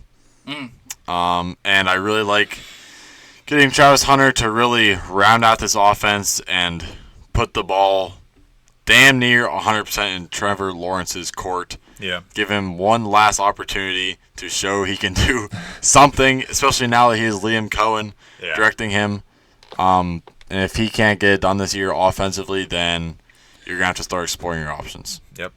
Okay, let's move to the Tennessee Titans. First round, they took quarterback Cam Ward. Second round, they took edge Oluwafemi Oladejo. Mm-hmm. Third round, they took safety Kevin Winston Jr. Fourth round, wide receiver Shamir Dike. Is that right? Yeah. Okay. DK. Fourth round, they took tight end Gunnar Helm. Fourth round, they took wide receiver Elok Ayamaner. Fifth round, they took guard Jackson Slater. Sixth round, cornerback Marcus Harris. Sixth round, running back Khalil Mullings. Cam Ward is who everyone was mocking him to. That was pretty much the lock of the draft, and this team's really set up around needing a quarterback right now. They've tried Will Levis, Mason Rudolph. They already took care of their running backs. They have a decent O-line. They could have brought in better receiver help, though. I do not like their receiver picks here. Shamiri Dike and Alec Ayamaner are my They're down there. receivers, 25 and 24. And for Keenan, it's also 24 and 26. I think you could have taken some better picks there for running back. Kevin Winston, we liked him enough. We think that he has NFL build, NFL qualities, great tackler. I think he's going to be great to kind of solidify this defense and offer some protection on the backside, I guess. And then I don't love this edge pick because none of us were very high on him. Yeah. And that was 3 picks after Mike Green. Yeah. So I don't like judging everything off Mike Green here, but it's just crazy to think that on a Mike Green scale, this is a terrible pick. And then Gunnar Helm, Cody loves him. Keenan and I aren't as high on him, but I think that he will be okay for this tight end room because right now you pretty much have Chigakonkwa, who isn't really a true tight end. He's more just a power slot. So they're trying to bring in more of a true tight end here. And then Khalil Maulings at the end of the 6th, just as a flyer. If you're taking a flyer on running back there, I would have liked it to be someone more like a Kyle Monungai. Ooh. Yeah. Oh, wait. Femi Oladejo was drafted 7 picks before. Mike Green was 59, which makes this look even What worse. the hell? I dropped them a grade then. Yeah, I agree. Damn. I agree with that. Cam Ward makes sense. I mean, we don't really need to talk about it much. They need quarterback help, and he should bring some a different type of electricity than Will Levis. 'Cause Will Levis brought electricity. Excitement. Yeah, but Cam Ward seems they've been talking about him forever going here, so I think that's okay. Yeah, we don't really like that edge pick. Carson hit on it. I do like them bringing in Kevin Winston Jr. and Gunnar Helm. Shamir DK, I don't know, really. I mean, they must like him a lot, obviously, because that wide receiver room is going to be pretty gross this year. So, and looking forward. So I guess they got to try to get some rookies in there with those 2 they took. I'm not super crazy about this draft this year for them. Yeah, Cam Ward as the number 1 overall pick. He should be solid, not great. And before I get flamed in the comments by people saying who else would you have taken there? What I'm saying is that for reference, analysts everywhere are saying that he would have been drafted after all 6 of the top quarterbacks from the 2024 draft class. Yeah. So obviously this guy in a vacuum is not a number 1 overall pick caliber player. And that shouldn't be a surprise. That shouldn't be a what? You should know this. So take him number 1 overall. I get why they had to do it, but at the end of the day, I think that he's limited in what he's gonna be, what he can become. DK, my wide receiver 26, as Carson said, and Io Manor, my wide receiver 24, are wide receiver additions that do not excite me. No. DK's a fast slot receiver. He's basically a poor man's Jalen Noel, a very poor. Very poor, yeah. Yeah, very poor. Very Great poor. Depression. Yeah. Io Manor was overrated in the pre-draft process, and I thought that we were super low on him compared to everybody else. Everybody else is this guy's he's a wide receiver 8 in the class. Yeah. But we saw right through the shit. Yeah. This guy is a strong wide receiver who isn't quick or fast. He's not a separator. He's likely just a strong, big slot in the NFL. And how much is that worth? Obviously, just a 4th-round pick. Yeah. So I feel pretty good about that. It looks like we nailed Alec Iomanor compared to what other NFL teams think of him. Femi Oladejo is a linebacker to edge convert who isn't a creative pass rusher yet. There's still so much to learn for him. And as a 2nd-rounder, stupid. I'm sorry, stupid. I mean, I know that this team is rebuilding, so I guess obviously they see that they have time to take developmental players like this, and maybe as he gets good, we get good. It's the hope, but this guy doesn't know what he's doing as an edge yet. Kevin Winston, steal in the 3rd round, I believe. That's their best pick in this draft, in my opinion, by far. But overall, what can you hang your hat on here? The number one pick, who wouldn't be a number one pick most years, wide receiver room still looks rough. Yes. Even after those additions. That's being generous, too. Yep. That is being generous, yeah. The edge rushers that they're starting right now are Arden Key, Draymond Jones, Lorenzo Carter, and Femi. Linebacker room is led by Cody Barton, of all guys. Decent name, spelled wrong, though. Yeah, you're right. Yeah, decent name. Yeah. Bad spelling. The cornerbacks are not good. I loved Jarvis Brownlee Jr. last year. Loved him as a slot corner, just an aggressive guy. But he's not a starting caliber, shouldn't be out there every single play. He's just a guy who is angry and plays really mad. Yeah. And just the guy that I love his attitude, not really so much his playing. But at least you knocked it out of the park with Kevin Winston, who is coming off a season-ending injury last year. So overall, I gave this class a D. Okay. I don't like it. Yeah. I was a little kinder. I gave them a D+, just because I think Cam Ward should be decent for a team that's really looking for a turnaround in the worst way. And I do like Kevin Winston, but yeah, it is a little sketchy. He's coming off injury. So yeah, D+, and probably because I like Gunnar Helm a little bit more than you guys. I'm giving him an F+. Ooh, nice. And that plus is only stemming from Kevin Winston Jr. Yeah. Now, if I was the Titans, I know it's a lot easier to say it in my shoes because I'm not the owner and I'm not getting all this pressure from fans. But if I had the first overall pick here, okay, first and foremost, they were saying that they were not taking any calls. They were dead set on taking Cam Ward. Now, I would at least phone the calls in the first place. Dumb. And the second of all, they said that the most interested team in moving up to the first overall pick was the Giants. Giants had the third overall pick. So, in a heartbeat, well, not in a heartbeat, I would have negotiated, got the most that I could out of it. Yeah. But I would have got the most I could have out of the Giants, moved down to the third overall pick. Yep. In the third overall pick, you're still getting Cam Ward. either Cam Ward, Yeah. Abdul Carter, or Travis Hunter. Yep. Any of which I'd be happy with there. And I don't think it's... Well, the two are an upgrade from Cam Ward, and you're getting something out of it because this team has so many needs. I just don't love how they settled on Cam Ward here. I think they should have traded down and still got a number one overall pick caliber player at number 3. Yep. Okay, let's move into the AFC West, starting off with the Denver Broncos.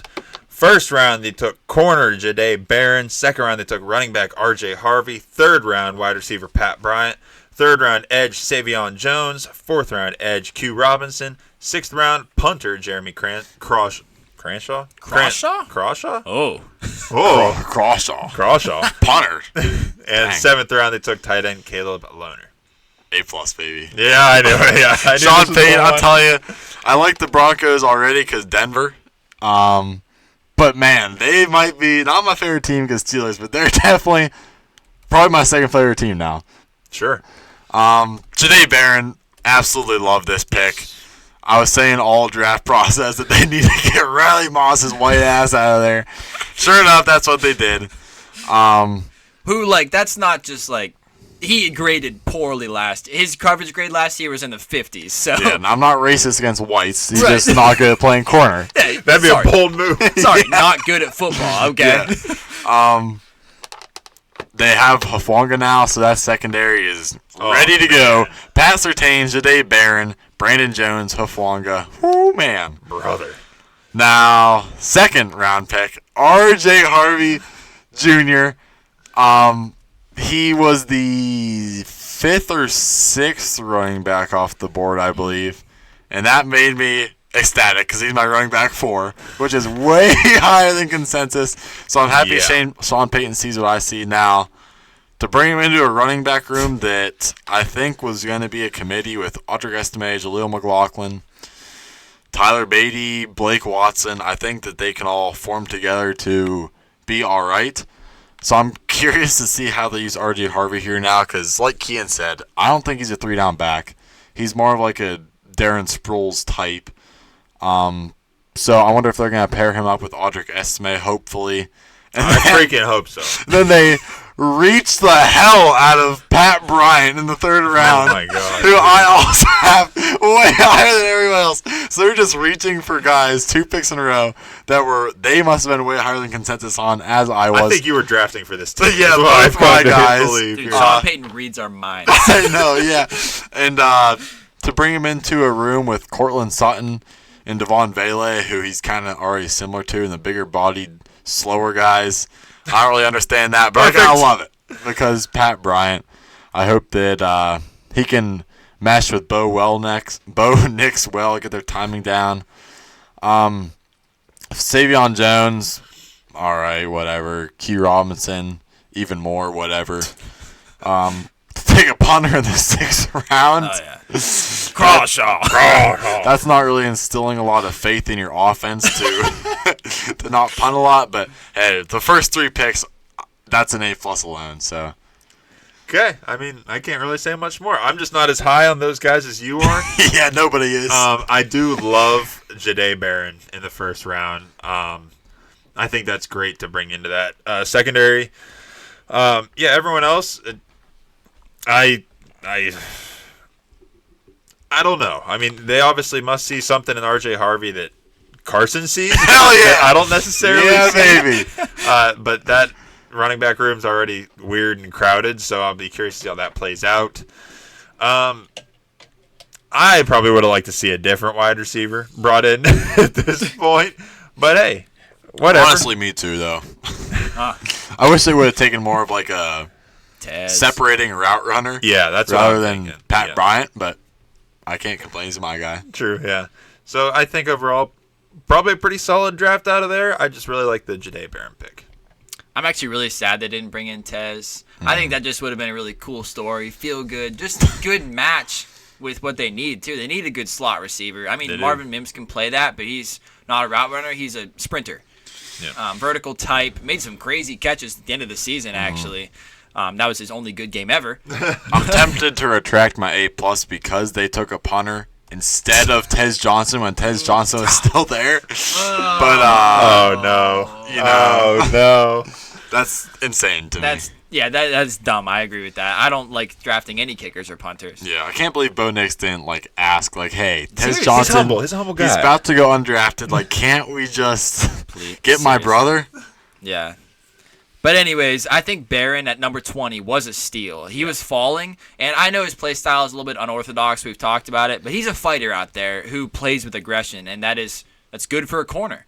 Both RJ Harvey and Pat Bryant are guys that I know I should have ranked higher, and I knew going in that RJ Harvey, just looking up and down my rankings whenever we put out our show, looking back at now, I was like, man, I know that I'm going to get burned by RJ Harvey because everybody else is so high on him. RJ Harvey has everything that makes a flashy NFL running back that I like, but I was a coward, and I felt like I had to keep him behind Quinshon Judkins. So as I kept pushing Judkins down, that's how RJ Harvey kept getting pushed down, which is dumb. It's stupid. Admittedly, it's dumb.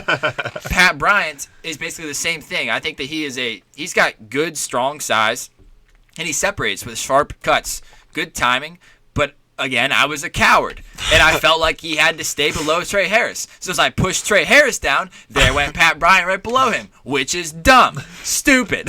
Dumb, stupid. That was me with Jaden Higgins. It's just I think he's worse than this guy, and then you start thinking about who's better than the guy above him, and it's like, boom, boom, boom, boom, boom. It's like, oh, crap. Yeah. And I really don't feel like I don't hate RJ Harvey or Pat Bryant. I think they're going to be good players, especially on this team where they're going to be nice fits. But I was a coward, as I said. I love taking the shot on Quay Robinson. Full name, Quandarius. Whoa. Sold. A+ is back. That's it. Yeah, that's it. No, there's more to that. But he was mostly a special teamer all 4 seasons at Alabama. He finally earned some defensive snaps in 2024. So on 108 pass rush snaps, that's not very much. But he had 19 pressures, 4 sacks, and a 24.0% pass rush win rate. Abdul Carter, for reference, he had 22.6% pass rush win rate. I know. A lot. A lot more pass rushes. He played way more snaps, but still the potential is there for Quay Robinson. He earned, on those 108 pass rush snaps, he earned a 90.3 pass rush grade from PFF. He's 6'4", 243, 33.5-inch arms. This guy is the kind of guy you want to take a shot on. So I completely love that. I'm not a fan of Savion Jones, though. The other guy they brought in, on the defensive line. He's a defensive end, defensive tackle tweener without much lateral agility or pass rush creativity right now. So I'm not a fan of that pick. But, man, I love how Sean Payton has built this team. Ever since he cut Russell Wilson and Jerry Jeudy, I've been on this, and now I know that you guys have bought into. Oh, yeah. We are full Sean Payton believers. I will follow this guy to the ends of the earth. Sean Payton, if you ever need a GM or scouting advisors, come find us, because I know that we all see eye to eye with you on these draft prospects every year, seemingly. Every year. I don't know how, but this guy is literally us drafting these players, and I absolutely love it. So I gave it an A- just because, I do like RJ Harvey and Pat Bryant. I should have been higher on them. I still shouldn't be super high on them, in my opinion. Not a fan of Savion Jones, but overall, just good value players that I feel like are going to be good. And so I have to give him an A-. Love Sean Payton. And he brings in Dre Greenlaw and Hufanga. Dude, he knows Dre Greenlaw is like my favorite linebacker in the NFL. He knows And Hufanga's like Hufanga's fair safety.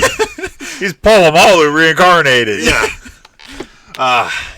got the key to our heart a little bit.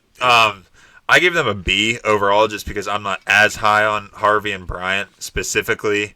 But I do love Jahdae Barron in that later first-round pick. Just a solid overall B. And, Broncos just get good players, seemingly. Yeah, A+. I already said you guys are probably going to see either a Barron, Harvey, or Bryant jersey up behind me here sometime. Probably Harvey, but I just love Sean Payton. Okay, let's move to the Kansas City Chiefs. First round, they took offensive tackle Josh Simmons. Second round, defensive tackle Omar Norman-Lott. Third round, edge Ashton Gelati. Third round, cornerback Noel Williams. Fourth round, wide receiver Jalen Royals. Fifth round, linebacker Jeffrey Bossa. Seventh round, running back Brashard Smith. This was another situation that made me, it was like I saw a draft pick and I was like, of course Jalen Royals would fall to the Chiefs. Yeah. I like Jalen Royals a lot. I had him half clumped to Rashee Rice as kind of that strong slot yak guy. And I think he has a lot of potential should they develop him correctly. Mm-hmm. And then another guy, Omar Norman-Lott, who Kean loved, has him as a my guy. It's like, of course, he goes there as well. Yeah. Noel Williams, I think, was decent value at that spot. Jeffrey Bossa, pretty good value. And Brashard Smith, who's a wide receiver converted running back, I think that the Chiefs can probably use him creatively should he earn a spot on the roster. So overall, this is a team that really doesn't have a whole lot of needs except for line, where they got demolished in the Super Bowl, so they addressed that in the first round. I'm sure Keane will give the scouting report on the offensive lineman that they drafted, Josh Simmons. But overall, I just like taking these guys that kind of best available. They were like playmakers that they think can earn a spot and make a difference on the team because they don't have any glaring needs. Yeah, I agree. I do like that they took that offensive tackle in the first, where they really need it.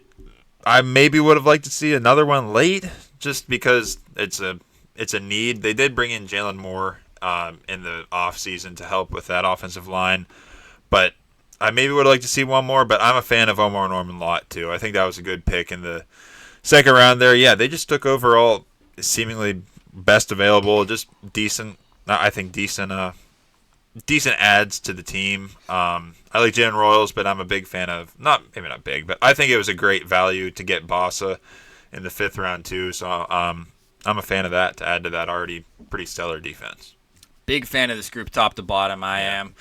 I just know that Josh Simmons is going to be a good, strong, reliable offensive tackle. I would honestly put him as offensive tackle 2 in this class behind Armand Membou. I'd put him over Will Campbell. I mean, Will Campbell I see as a guard, but Kelvin Banks Jr. I would put him over. I think he's offensive tackle 2. My scouting report on him is that he is a controlled and good all-around offensive tackle prospect. He's got quick hands to swipe the defender's arms up in the air to get into their pads and then get the low leverage, quick, agile steps in pass pro to slide and retreat, preventing most pass rushers from getting around him. He's able to get skinny through gaps to move up the field in the run game. But he is working his way back from a torn patellar tendon in mid-October. So if he wasn't dealing with that, who knows how high he would have went, because I know that the league is very high on him too, and I heard nothing but good things about him from just about everybody. Mm-hmm. So big fan of that pick. He's going to be good for very many years, a lot of years. Omar Norman-Lott is a great pass rusher from the interior. He's very creative in pass rush. My defensive tackle 5, big fan of his. Ashton Gelati, he plays like a wild man, and I wasn't super high on him, but it is perfect for Spags blitz-happy defense. Noel Williams is a solid all-around press man corner who I think could make a nice cornerback 2 on this team. I don't know, my ranking doesn't really reflect how I feel about him, honestly, because I think he's going to be solid. I see him as a solid cornerback 2, and I think that he's going to be great on this team. Jalen Royals, our consensus wide receiver 10 in this class, fell to them. As you said, of course, strong yak receiver with the potential to turn into more than that is how we all saw him. Mm-hmm. Jeffrey Bossa is my guy because he plays like a wild man too. Again, good for the Spags defense. And then Brashard Smith, very versatile, and I feel like the Chiefs are just going to find a way to use him on wheel routes or something, and it's going to work. Yep. So overall, love this class. One of my favorites that we've seen in the AFC. I gave him an A, just a straight up A, because I feel like all around, all these guys are probably going to contribute, and some of them in big ways. So I think that this is just a very, very good class. I completely agree. I whenever I was looking down through it, I'm like, man, these are all just solid players. They're going to be good. I gave them an A. And, like, they got those guys late that I like that just happened to fall to them, as it seemingly always does, because that's what happens with the Chiefs. And I think they made smart picks up top in the early rounds. So, yeah, I don't think they could do or need to do really anything else. So, yeah, I just give him an A. I'm also going to give him an A because of Kean's hope with Josh Simmons. First 2 picks, I think, are great. And then the last 3, Jalen Royals, Jeffrey Bossa, and Brashard Smith, I think are all great for this team, and they were great values at that spot in the draft. So, A, I love it. Okay, let's move to the Las Vegas Raiders. First round, they took running back Ashton Genty. Second round, wide receiver Jack Besh. Third round, cornerback Darian Porter. Third round, offensive lineman Caleb Rogers. Third round, offensive tackle Charles Grant. Fourth round, wide receiver Dante Thornton Jr. Fourth round, defensive tackle Tonka Hemingway. Sixth round, DT JJ Pegues, sorry. Sixth round, quarterback Tommy Mellott. Sixth round, quarterback Cam Miller. And seventh round, linebacker Cody Lindenberg. A lot to talk about here. First of all, Ashton Genty this team was set up and ready for him. Pete Carroll gets his running back that he likes to focus an offense around. Mm-hmm. And I think he's going to be great for this team from day one. Jack Besh, I love him, but I don't know how to feel about this landing spot because you could almost comp him to Brock Bowers. A little bit. In a way that he plays, and now he's playing alongside Brock Bowers with Jacoby Myers. And Jacoby Myers is a 2, not a 1. Yep. Jack Besh is also a 2, not a 1 because of his play style. So they now have 2 2s and a Brock Bowers who you could argue is a 1. But, I just love Jack Besh. I just am curious how they're going to use him. Holy cow. Tommy Mellott is listed as slot receiver on their team. Yeah. I was gonna talk about how he's like a great runner. He ran an insane 40 time. You guys see that? I didn't see it. Yeah, I did see it. I forget what it was. I feel like it was like a 4.39 or something. But yeah, I don't know how they're gonna use him. Are you looking up his 40 time? Yeah, I'll find it. Keep talking. Darian Porter. He's a huge project of a cornerback who could blossom into a Sauce Gardner type. Tommy Mellott. Yeah. At his pro day, 4.39, 40-yard dash, and 41-inch vert. Oh my gosh. Guy's insane. Wow. What's his height weight at the combine? Because I don't think he's very big. That's probably part of it, but still, it's insane. Man. He's 6 foot 207. Oh, okay. That's heavier than I thought. Yeah. Wow, okay. That's an insane athlete. Yeah, put him at slot receiver, please. I wonder if they're going to play him there.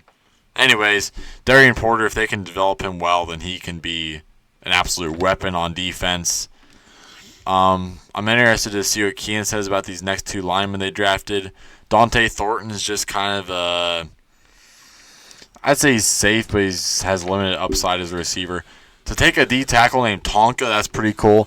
And then their next D tackle, JJ Pegues out of Ole Miss. If you guys haven't watched his highlights, I encourage you to go do that because he was used at running back a lot, and it was something to be seen. I hope they use him at running back here as well. And they took a lot of pieces here that are fun to watch guys, so I'm curious to see how this coaching staff uses these guys with Chip Kelly there. Yeah, and then just Tommy Mellott in the 6th round as well. Obviously, I guess they don't view him as a quarterback as they shouldn't, because in college, more often than not, he was just tucking the ball and running with it. Yeah. So I'm curious to see if they actually deploy him at receiver. Yeah, this was another team here that's in rebuild mode. Obviously, love that they took Ashton Genty. He's gonna be great for Pete Carroll. I love Jack Besh, one of my favorite wide receivers in this draft.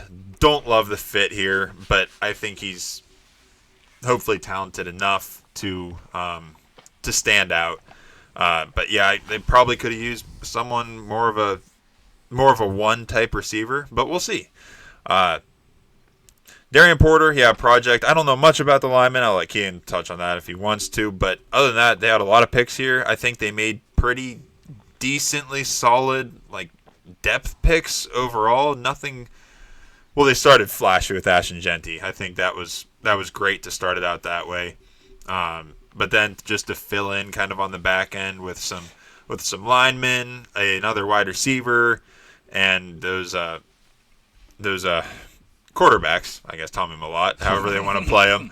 But I think overall, not bad. I think it was I'm glad they drafted Genty because they needed that. They needed a spark back on their offense. Yeah, Pete gets his beast mode back with Ashton Genty. Oh, yeah. I think Genty, Besh, and Porter, I feel confident will be a big part of this team's future. 100%. Porter obviously needs development, but he has all the tools, and he was our cornerback 5. Cody loved the guy. Yep. So I think he's going to be good. Jack Besh, yeah, everybody on this team now is better in the slot. Yeah, just like everybody. We were talking about the Buccaneers. Every single one. Yes. Every starter. Trey Yeah. Tucker, Jack Besh, Jacoby Myers, Brock Bowers. Yep. Now Tommy Mellott's there too. Not that they're going to use him there. Kyle Phillips is another guy who came from the Titans many years ago and never really got a shot there. But another slot receiver. It's all slot receivers there now. Receivers. So I don't know how it's all going to work, but they're all solid players.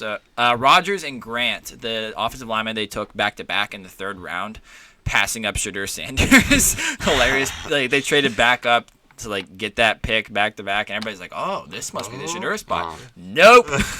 Love it. They're developmental offensive tackle, both of them. I watched more of Grant than I did Rogers, so my little write up on Grant is that he's 6'5", 311, 34 3/4 inch arms. Holy crap! Yeah, he's got the tools. Yeah, but he's an offensive lineman who's kind of heavy and slow in the feet. Strong upper body though to shove defensive linemen, whichever direction he wants. He doesn't use choppy steps to stay on his toes in pass pro. Looks like he kind of waits on his heels because he played at William & Mary. He didn't always face the best edge rushing competition. Yeah. But if this guy gets into a defensive lineman's pads, he's sticky like caramel. Yeah. Good line there. Yeah. But so very strong upper body, lower body needs some work, but it just kind of adds to this pretty strong offensive line that they already have, who was pretty good last year, surprisingly. Dante Thornton Jr. from Tennessee, he's a huge deep threat who can take the top off while Myers, Besh, Bowers, Tucker, Mellott, Phillips, everybody goes underneath. They pick apart the defense in the short and intermediate areas, and Thornton honestly might have a role here as a 4th-round pick to take the top off as that huge. He's ginormous. Ginormous and fast. Carson wasn't as high on him as I was. I wasn't even that high on him. I had at wide receiver 30. Carson at 35. He's a guy with one job. Yeah. And he knows it, and he's good at it. So kind of like MVS. Yes, he's MVS, but bigger. Not as skinny. Yeah. JJ Pegues, very fun player. Oh, yeah. Taking snaps at quarterback, fullback, tight end, running back, defensive line, of course. 7 rush touchdowns in 2024. Dang, son. Yeah. Powerful downhill runner on both offense and defense. Very excited to see how they use him. And I like Tommy Mellott's little glimmer of hope and potential as a quarterback with his athleticism and sparks he created at Montana State. But, yeah, listed as slot receiver, so I guess we won't see him at quarterback anytime soon. Feels like they brought in some good pieces to start a nice framework on this team. Still really need linebacker. Yep.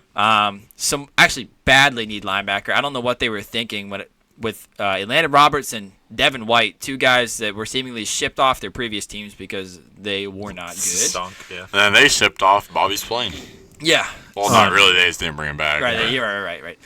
So really need linebacker. Could use some more pass rushing help with Max Crosby and Christian Wilkins. And then another safety would be nice, too, to pair with Jeremy Chin and Isaiah Polomau. But you could get better on a lot of positions on defense, and you just didn't really too much. But I think they're moving in the right direction. So I gave them a B-, kind of a middle-of-the-pack thing. I like what they're doing. Brought in some good pieces, but didn't really fill all your needs. Yep, I agree. I gave them a B. I think they brought in lots of good foundation pieces. So, yeah, I like what they did here. I give them a B. I'm one more step higher at B+ because I love Genty, love Besh, love Darian Porter as a project. I think they're heading in the right direction here. Okay, let's move into the LA Chargers. First round, they took running back Omarion Hampton. Second round, wide receiver Trey Harris. Third round, defensive tackle Jamari Caldwell.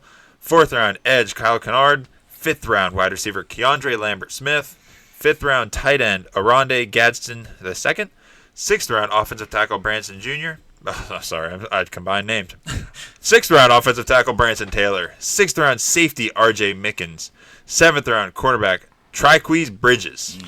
Right off the rip, I hated this Omarion Hampton pick because Najee Harris is there. But the more I thought about it, I don't think they view Najee as long-term.